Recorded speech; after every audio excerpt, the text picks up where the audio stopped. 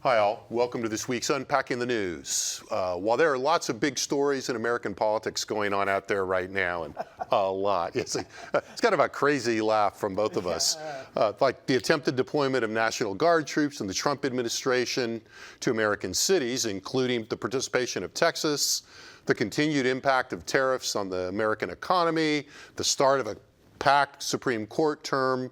But today we thought we'd stick with one of the big overarching stories that you've no doubt been hearing about even if you don't follow, and that's the shutdown of the federal government, or as it turns out, at least a lot of it. Right.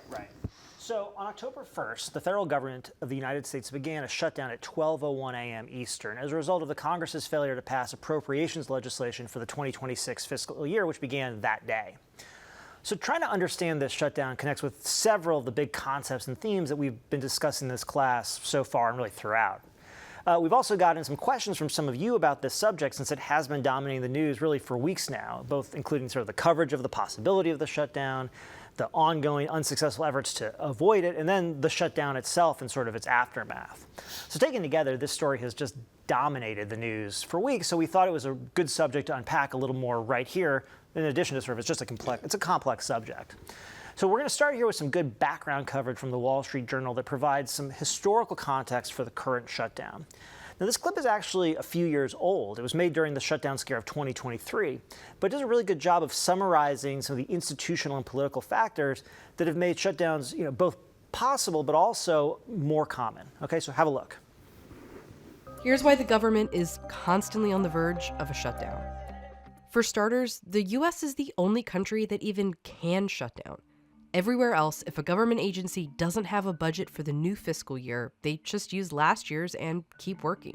But because 150 years ago, a bunch of U.S. agencies would blow through their entire budget, or appropriations, in a few months, Congress passed the Anti-Deficiency Act, saying it wasn't lawful to spend any sum in excess of appropriations made by Congress for that fiscal year. Basically, if Congress doesn't pass a new funding bill every year, agencies can't spend a dime and shut down. But why that keeps threatening to happen a century later comes down to Congress. For one, these spending bills are kind of their big thing. The one thing that Congress has to do with the president is write the bills to keep the government open and working. There are a lot of measures that should be done or could be done, but this is the be-all, end-all of must pass. So these spending bills end up becoming a vessel for all kinds of other things, like last year's. Sure, it funded things like the Department of Agriculture and Energy and the Department of Defense, but it also created the Alaska Salmon Research Task Force, renamed a bunch of post offices, and changed policy on the protection of whales in the North Atlantic, which environmental activists were adamantly opposed to. Other things are going to catch a ride. And that's sort of the reality of living in a world where Congress struggles to legislate. She isn't exaggerating. This is the number of laws that each session of Congress has enacted. Not only is Congress trending towards fewer and fewer laws, but so far this session, they're off to a really slow start. They're on pace to not even create 100. If there's so few things that make it to the floor, it's the target. It's your opportunity to make a stand. It makes it harder and harder to reach those agreements in the first place. In theory, they should be reaching those agreements with something called a budget resolution by about mid-April, but that hasn't happened in 20 years. Then they're supposed to pass those spending bills by the new fiscal year deadline, October 1st. Here's how many spending bills have been passed by then. It's been 26 years since all of them were done on time.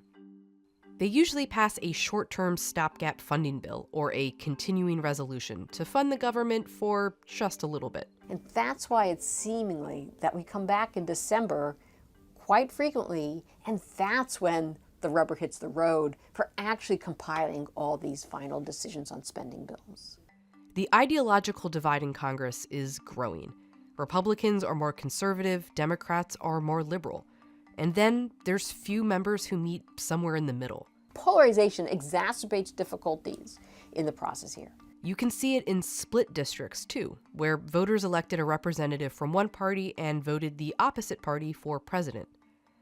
Today, Congress has one of the fewest numbers of split districts in the last 100 years. It reinforces partisanship. It makes it harder to reach final agreements where you have to reach across the party line. And it creates an incentive for speakers like McCarthy never to want to deal with the Democrats, but to deliver on behalf of his party's conference, not on behalf of what the Democrats want. So a disorganized budget process, plus a lack of opportunity to debate things, plus a lack of motivation to compromise on those things, means funding the government is unsurprisingly a battle. Look, I'm working everything we can to make sure this doesn't happen. Okay, a little more about the specifics of what's actually happening now. So the Wall Street Journal video sets up a real basic distinction in the budget process that is critical to understanding the current shutdown and why it's so difficult for the two parties in Congress to resolve the deadlock that's led to the shutdown. Now, this is the distinction between the usual appropriation bills passed by Congress and the use of continuing resolutions to fund government operations. They do a great job of describing that in there. So Congress has increasingly had trouble passing the appropriation bills that are part of the normal legislative process that requires the regular authorizing of funding. We know that it's a constitutional requirement. Now, those bills theoretically need to be passed realistically well prior to October 1st in order to authorize funding for the next fiscal year. The bills are basically broken up by broad spending areas in order to go through the usual committee process that we discussed in the legislative branch module.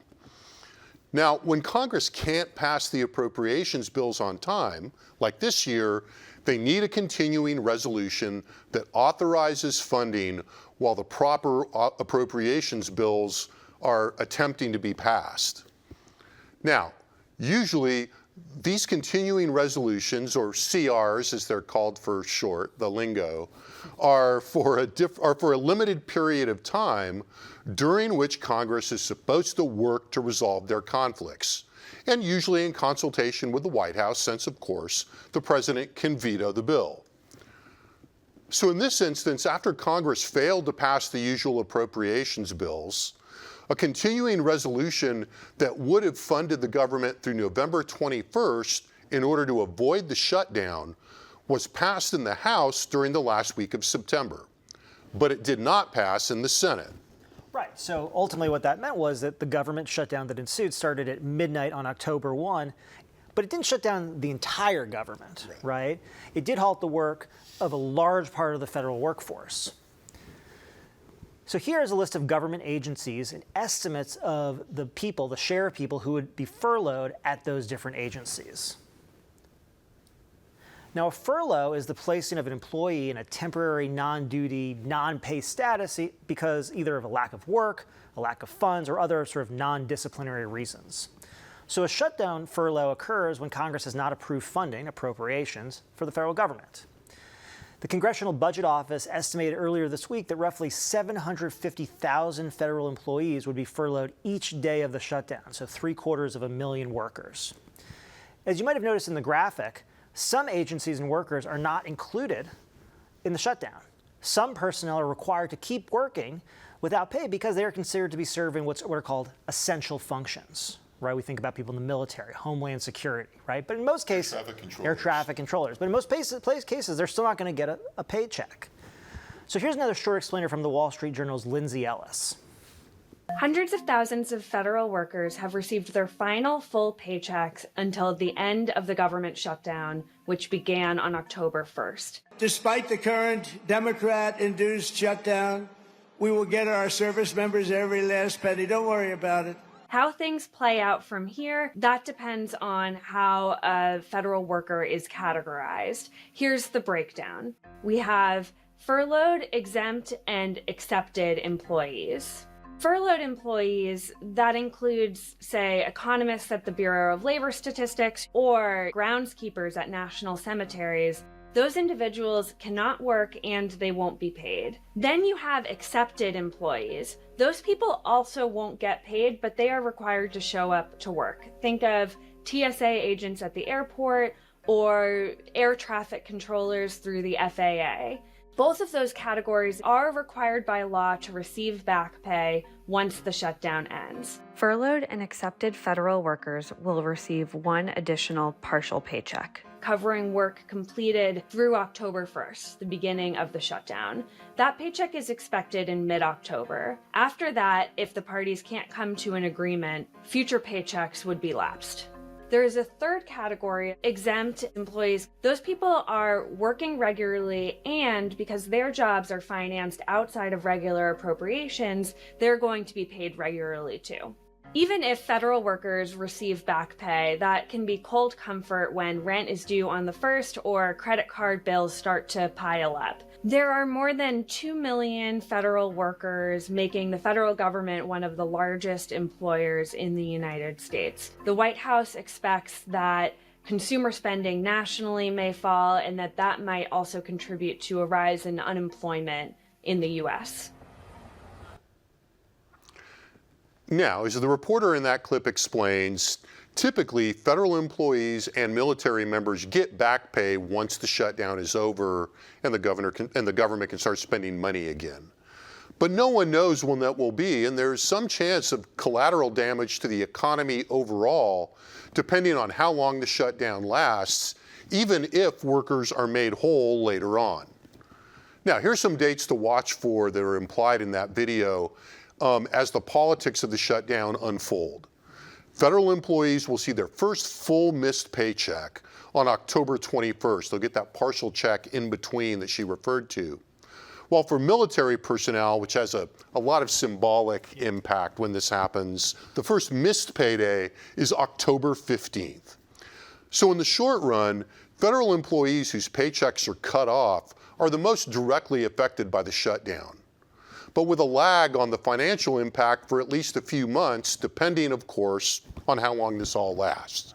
Now, there might also be permanent firings during this shutdown, per some threats by the Trump administration, which would be different than what we've seen during past shutdowns, and we'll come back to that in a minute.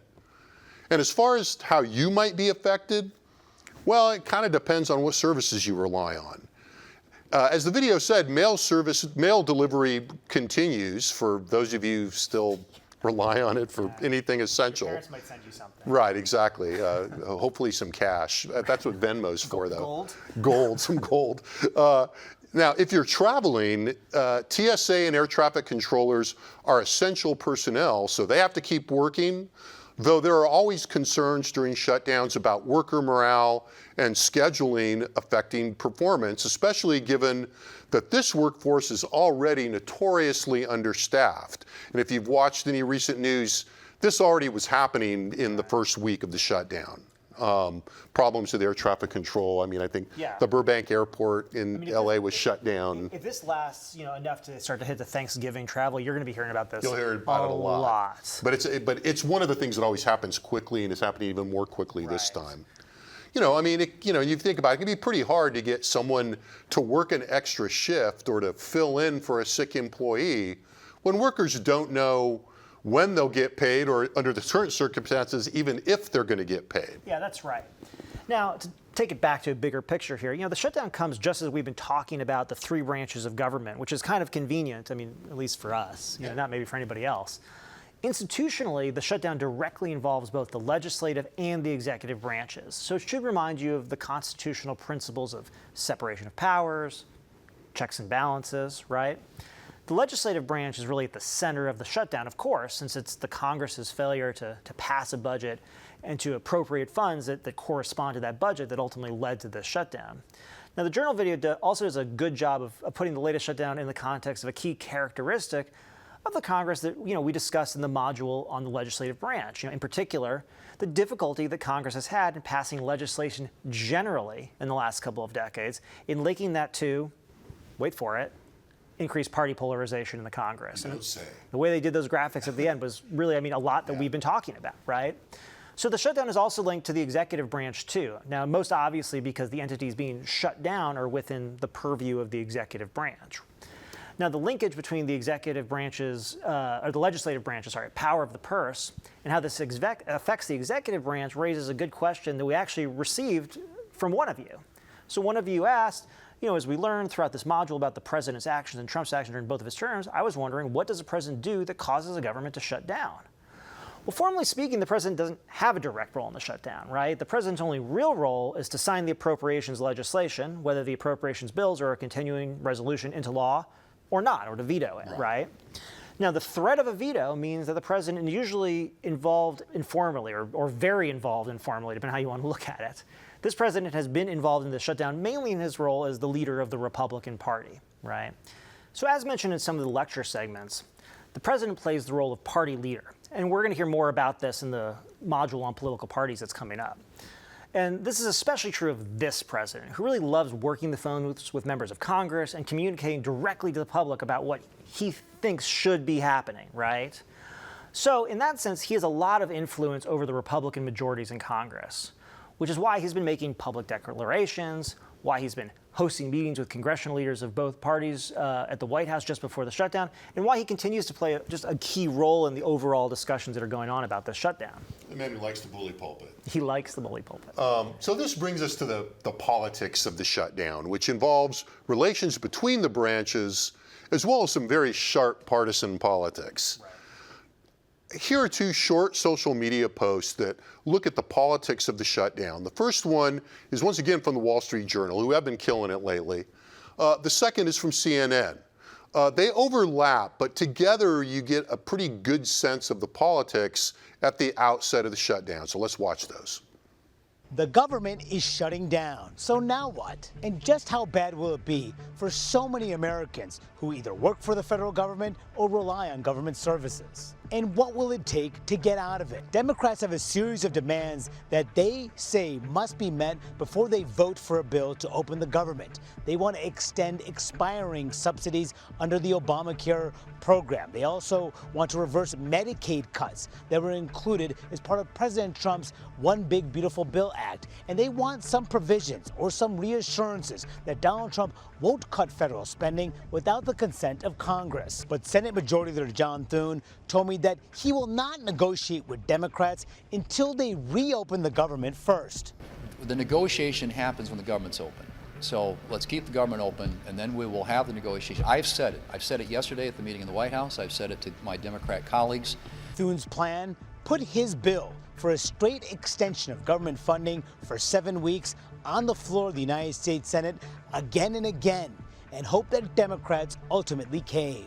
That means that Thune will need 8 Senate Democrats to agree to his bill in order to get it passed. But Democrats say health care must be addressed first before they agree to reopen the government. The last government shutdown occurred more than 6 years ago, and that lasted 35 days. Will this one last longer? The bill failed 55 to 45, meaning that Republicans need to pick up 5 more senators in order to break a filibuster. Just 3 Democrats voted for it. Welcome to the shutdown of 2025. The last thing we want to do is shut it down, but a lot of good can come down from shutdowns. They don't give a damn about the harm they will cause with their shutdown. In the past few days, the White House and Democrats made no real effort to reach a compromise. We are in this fight until we win this fight. So here we are, funding has lapsed, many government programs are going to cease, hundreds of thousands of federal workers will likely be put on furlough, and an uncertain economic and political moment has arrived. In the past, usually a shutdown is about a specific bill or a specific policy that both sides dig in on. This shutdown is almost more philosophical. Democrats are trying to dig in their heels. They feel like they've been pushed around by the White House for months, and they see this as a rare opportunity to try to push back and create some obstruction. Now, President Trump sees almost no incentive to negotiate with Democrats. Democrats are the ones that are blocking a vote in the Senate. He's painting this shutdown as something that Democrats have caused. They want to give health care to illegal immigrants, which will destroy health care for everybody else in our country. A lot of discretion for how this shutdown is going to play out will rest on the shoulders of Russell Vought, who is the White House Office of Management and Budget Director. What the White House has said could happen this time is that not only would these people be sent home without pay, but the White House could try to fire potentially hundreds of thousands of federal workers, so that even once Congress reopens government, those people would not come back. We can do things during the shutdown that are irreversible, that are bad for them and irreversible by them, like cutting vast numbers of people out, cutting things that they like, cutting programs that they like. Now, the White House believes they have the authority to do this. Democrats say there's no way they can do this legally, and we're going to have to see if they follow through on this in the days to come. Okay, now, you saw a lot of political messaging in those two clips from political figures, and we're not going to fact check everything, but one thing we do want to note is that the president's claim that the Democrats are advocating for more, to continue or to provide more health care for, you know, what he calls illegal aliens is actually not factually correct, and that's easily checked, and many people have, and we just don't want to just leave that sitting there, because that's probably the more A little more charged. the little more charged thing, and something that was a little more clearly and pretty easy to fact check. So speaking of politics, look, the shutdown happened because Republicans and Democrats could not agree to pass a bill that funded government services into October and beyond, as we've said. Now, that delay also came from disagreements in both substance and tactics among Republicans within the House and the Senate. Remember, the Republican Party currently controls both chambers of Congress. But in the Senate, they were short of the 60 votes that are needed to pass the spending bill, which gives opposition Democrats some negotiating power, and in the term you'll hear a lot, some leverage, at least theoretically, right? So remember, Republicans have the majority in the Senate with 53 seats to Democrats' 47 seats. And that Democratic count includes 2 independents who coordinate, they caucus with the Democrats, and generally vote with them. So they're well short of the 60 votes that are needed to move the continuing resolution.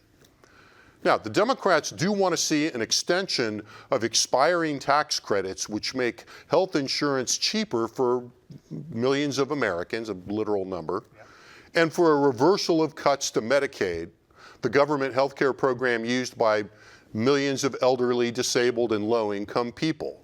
Now, both of these reductions in health care spending would be in the appropriations bills that have not been passed.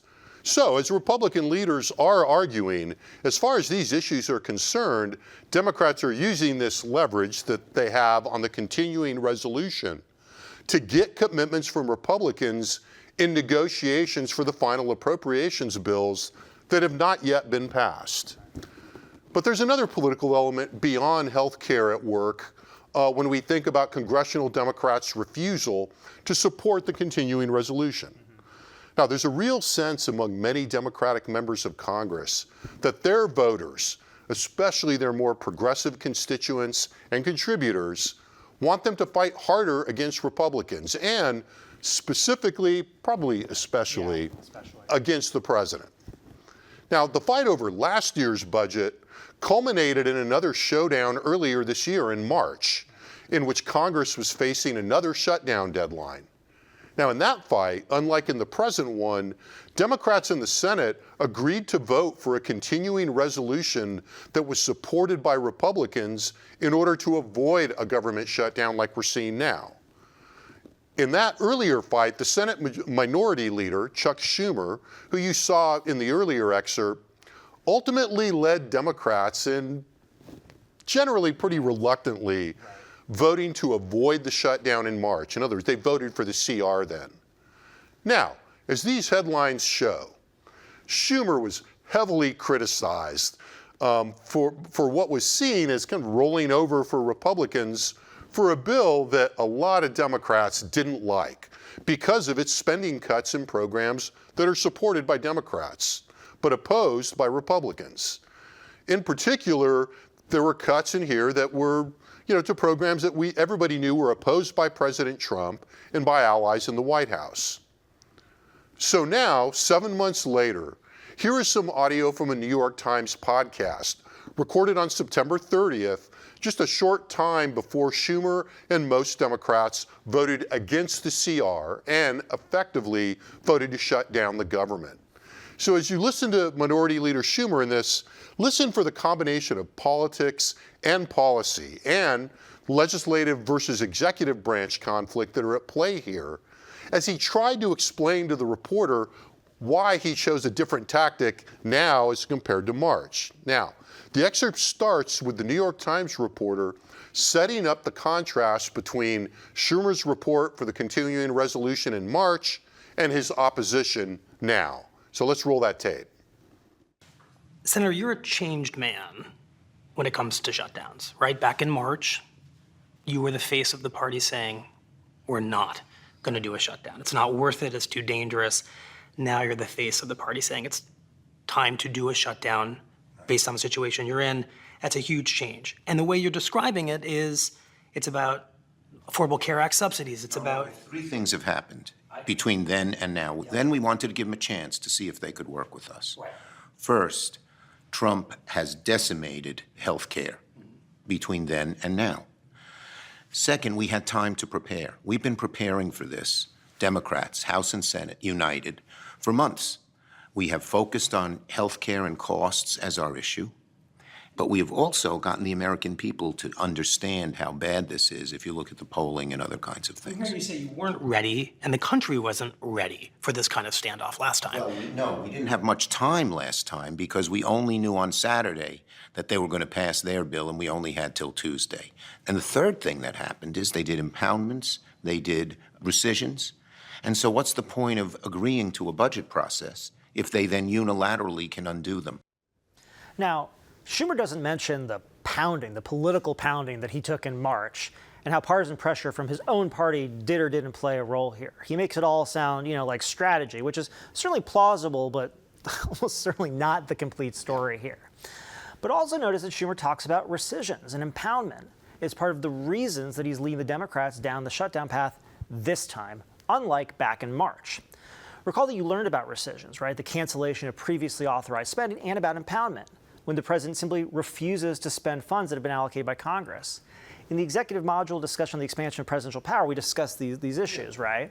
So here we're seeing the political repercussions of these tactics, right? So Schumer's explanation for the Democratic refusal to avoid a shutdown this time around sounds a little, strained. I mean, he sort of cut the reporter off and said, no, hold on, let me get in there. Frame this. Yeah. It hits on both policy, this issue of health care, but also institutional politics, right? Fighting Trump's assertion of executive authority and assertion of executive authority really at the expense of the legislative branch.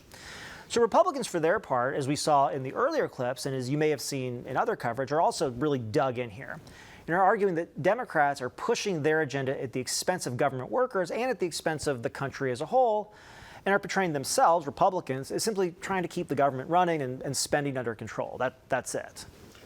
So I think if we tie together the clips we've seen already, Schumer's comments in this brief interview excerpt on the brink of the shutdown, and what we talked about in both the legislative and executive modules, we get a good view of the intersection of both the institutional and the political factors at play here, things we've been, kind of messing with throughout the class and will continue to try to tie together. So to tie it all together here, there are clear partisan conflicts between Republicans and Democrats in Congress over spending priorities and over the issue of influence or control over what gets funded and what doesn't. The Democrats putting health care front and center in their positioning in this fight is the clearest example of this, I think. But there are also more purely institutional politics at play here that involve the president's expansion of presidential authority, and the degree to which this is front and center in this fight, I think, really does distinguish it in really big ways from those fights, from these kinds of fights in years past. And as Schumer's comments in that last clip convey, in addition to emphasizing health care cuts, Democrats in Congress are advertising the shutdown as resistance to Donald Trump's efforts to exercise executive power over appropriation and spending in ways that Congress, and in the past, along the edges, the courts, have resisted. That is, again, these concepts of rescission and impoundment. Now, these stakes are really evident in the president's threats, not just to furlough government workers, but to actually fire them permanently. This threat, if the Trump administration follows through on it, poses a big risk for Democrats who oppose the CR, even as it confirms the fears that drove them into it. It really underlines what a tough position they're in. Such firings, if they happen, may or may not hold up to court challenges.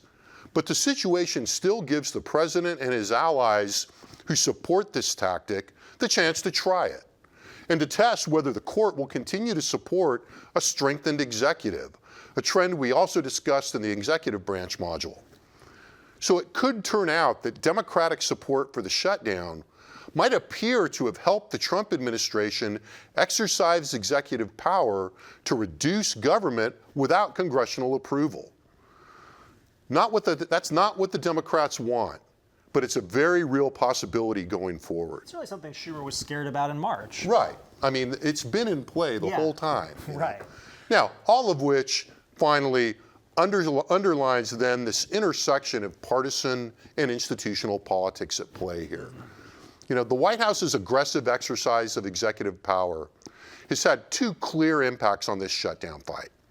First, it highlights the extent to which partisanship continues to outweigh what we can call institutional allegiance among congressional Republicans, who have generally not pushed back on the president's unilateral spending decisions. And when it's been addressed at all, have in large part ratified them either at the time or after the fact. The other thing that's at play here that we want to point out, Trump's use of executive power to undermine congressional spending authority has made it much harder for the two parties in Congress to negotiate a deal. Democrats currently don't trust that any deal that they make with congressional Republicans on spending will be respected by the president. So they fear that even if a spending deal is made at some point, the president will simply violate the deal, and that the Republican counterparts in Congress won't defend the actions of the legislative branch. Now, these doubts, to be clear, make the Democrats' weak position as the minority party in Congress, with a Republican in the White House too, even more precarious here. Now, this dynamic is just a sign of how much the historic understanding of separation of powers and checks and balances has been disrupted. Yeah, not to be hyperbolic, but it's true. I mean, actually, right?